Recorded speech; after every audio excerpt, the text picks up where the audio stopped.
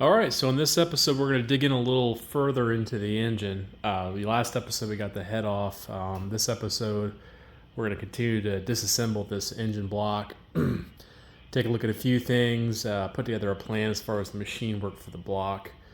Take the water pump off. That'll be part of this episode as well. The timing chain assembly, all that good stuff.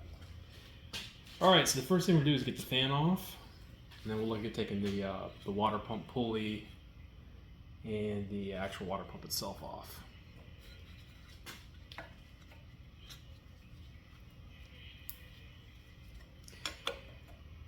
Coming off pretty easy.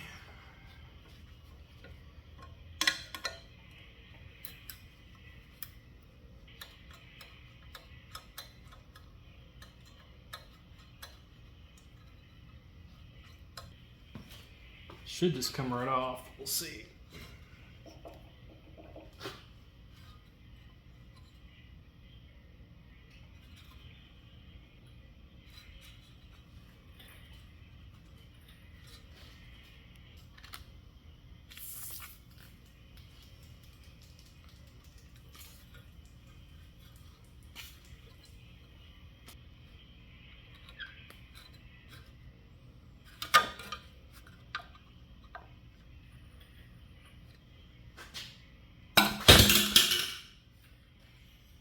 Well, there it goes.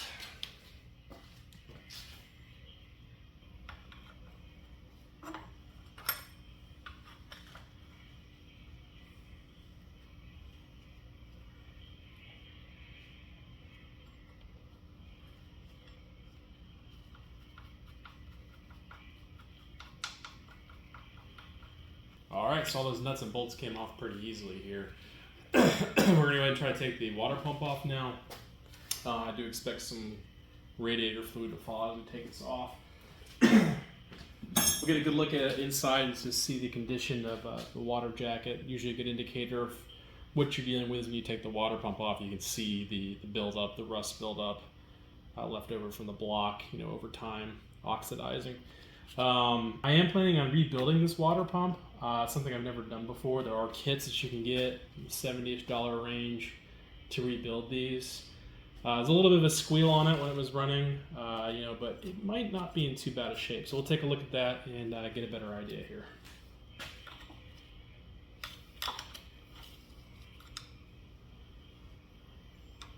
For a wedge point, there we go. Okay. Am I missing a nut? Oh, there's one more down here. Don't forget the one on the bottom.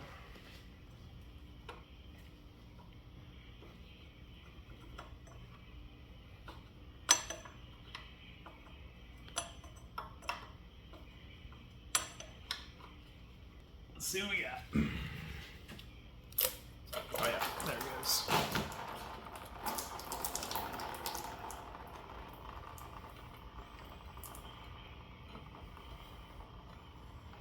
All right. Get our first look at the inside of the water pump. I mean, it looks pretty good actually. Maybe a little bit of surface rust on the impeller here. But largely it looks like it's in pretty good shape. Clean it up a little bit. There is some gunk buildup in there you probably can't see on the camera. But looking inside the water jacket here, actually looks pretty darn good. So I think at some point in time this definitely had a hot dip during a previous rebuild. So that's definitely a good sign. I think we've got a good block here. Made a little bit of off-camera progress here. Took the distributor off, and I also took the oil filter mounting assembly off. Nothing really too particular about this. You just loosen the adjusting screw, and then that just pops right out. And then there's some longer screws that run into the block for the filter, then it also mounts up here on the top. So now we're going to move on to taking off the crankshaft damper. You need an impact wrench for that, and then we'll get our first look at the crankshaft, take off the oil sump.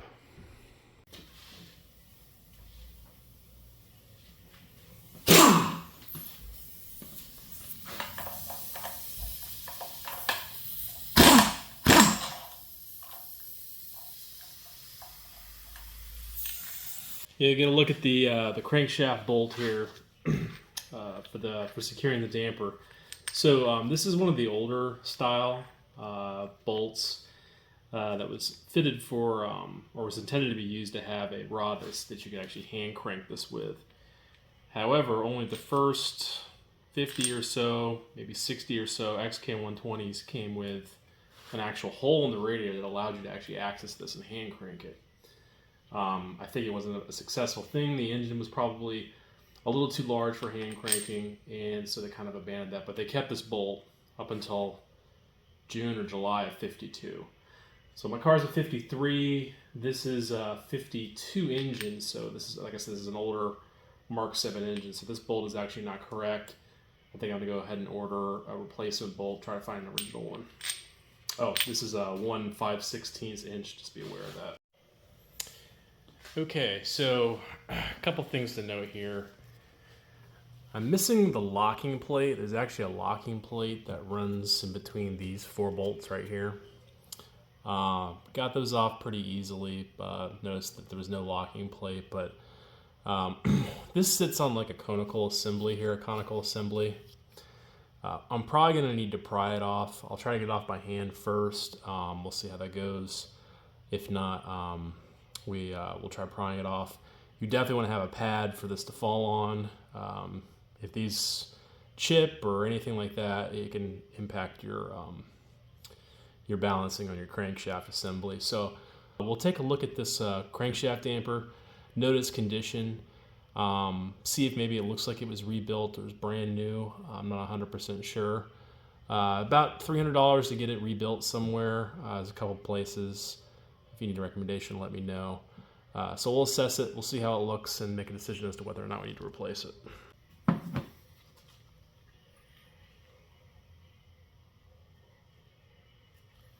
Yeah, not a chance. Nope, it's loose. It's gonna come off pretty easy.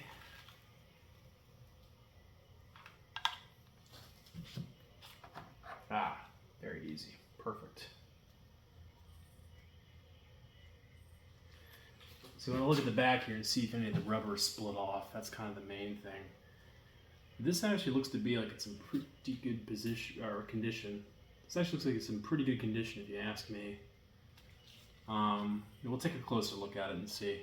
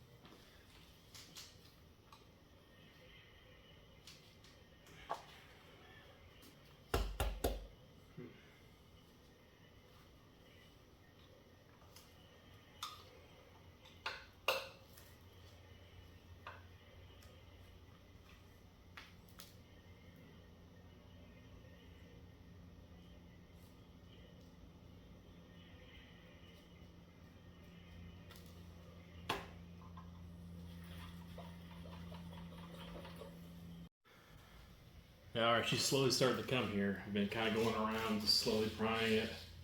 I think she's getting ready to come off. Just a few more pries, and we should be able to set it down easy. Let's see here. Gotta be careful prying against aluminum. It can break. Oh yeah, here coming out. Yeah, I think somebody siliconed up this gasket pretty good here. That's why we're having some initial problems getting this off.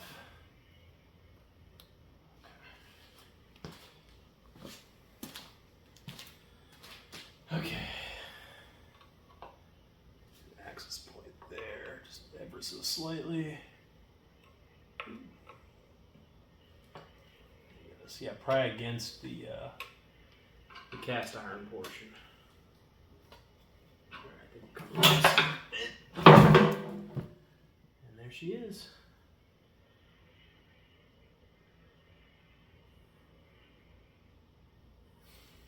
Man, it actually looks pretty clean in here, surprisingly clean. So we're kind of getting a look at better understanding kind of the quality of the restoration that happened. I think all I'm going to have to do is just clean the sludge out. It's not too bad. I should be able to just wipe it out, maybe get another degreaser. That's about as far as I think I'll go with this.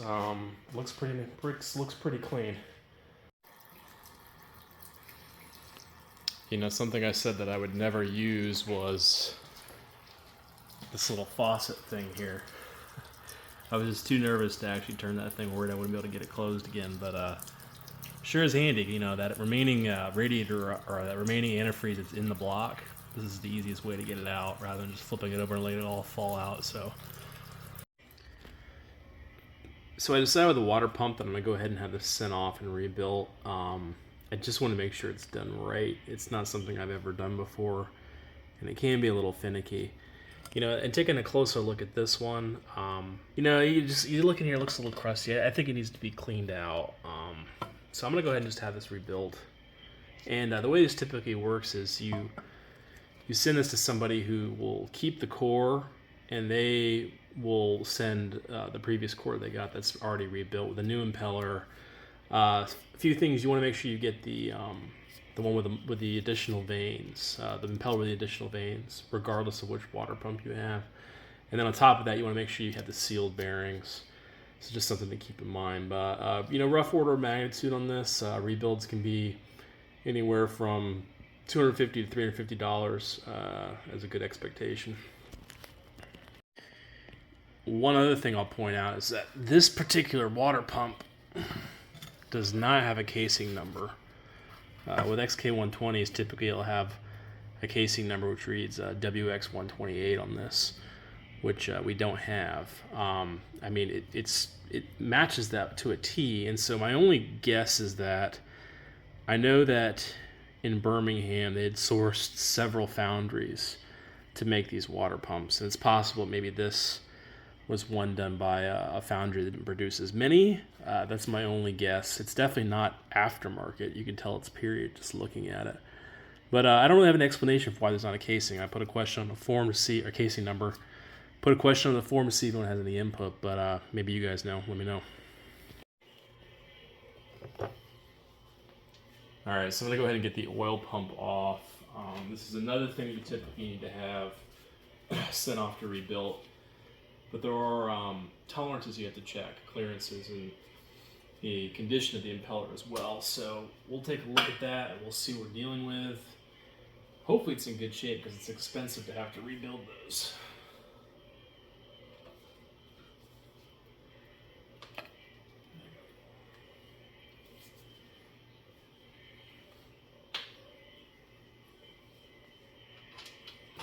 Take a closer look here. You can see C2198 is the part number on this particular pump. I think there were two different oil pumps. I don't know the nuances and differences right off, but we'll take a look here.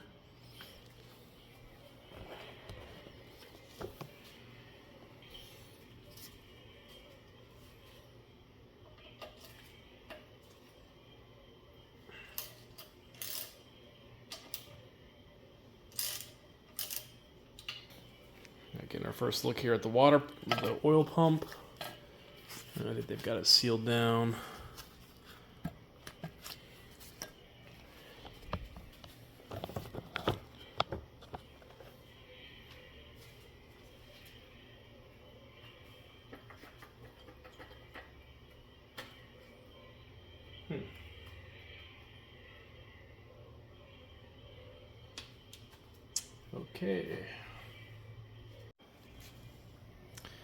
Okay, so taking a look inside the oil pump here, you know, it really doesn't look too bad. I see one tooth there. It's a little bit scraped.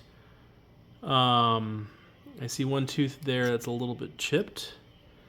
But other than that, it's looking pretty good. Now, this side clearance is supposed to be somewhere between 4.5 thousandths of an inch to 7 thousandths of an inch. So I've got 5 thousandths of an inch here, you know, sticking along the side. it's not going in.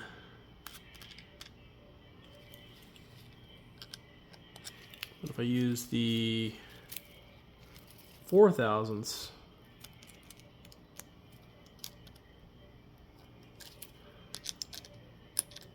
yeah, I can get that to slip by, see? So I think that these, as far as the sidewall is concerned, are within specs. So that's good news. Okay, so the other measurement that you do is you lay a straight edge across from this casing across the impellers, and you slide a feeler gauge through in between the casing and the impellers. I measured 5/1000ths of an inch. It's supposed to be somewhere between 4 and 9/1000ths of an inch. So actually, it looks like it's actually sitting pretty nice and flush with this outer casing. So what does this mean? I think this was rebuilt at some point in time. I want to get these out and look at the edges, but just looking in there right now, I don't see a whole lot of wear. They look pretty sharp along the edges there. The only real imperfection, like I said, I see is this little chip here, and I just don't think that's enough to necessarily impact the function of this oil pump. So I think this is probably going to be okay. I think my oil pressure issue is probably related to main bearings or the bearings on the crankshaft. So when we get into the engine, we'll take measurements to see if they've got the right bearings as for the journal wear. That could really impact your oil pressure, but I'm encouraged by what I see in this oil pump. That's good news. These things are expensive to rebuild. You're looking at $400 to $500 potentially to rebuild these things, so that's great news. Yeah, just looking at the impeller here on the oil pump, and there's two of them. Be aware. A lot of times you'll see wear along these edges, and I'm just not seeing a lot of it. There's this little chip here, like I mentioned before. You can probably make it out right there, but the longer part of this impeller edge is still intact. So I really don't think it's having an issue at all. So this is good news. I'm very pleased with the condition of this impeller. All right, getting a look at the timing chain and the sprockets. The condition of the sprockets, from what I can tell, and we'll get a better look once we get this off, they seem to be pretty good from what I can tell. A lot of times they'll show ridging, and in this case, I'm just not seeing that. The timing chain, it's not as easy to look at that and determine if there's a problem, so a lot of people just go ahead and replace them anyway. It's not that expensive, but as of now, the sprockets, I feel like, are looking like they're in pretty good shape.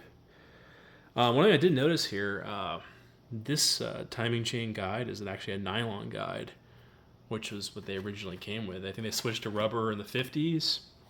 So, it's not touching there, I'm noticing. So something's not right there, but we'll look into that a little more. Either that's new old stock they had in the 80s or it's the original one. I would like to believe that they would have replaced the guides and the tensioner chain or spring when they did the restoration in the 80s, but I can't say for certain. We're just going to go ahead and replace those parts anyway.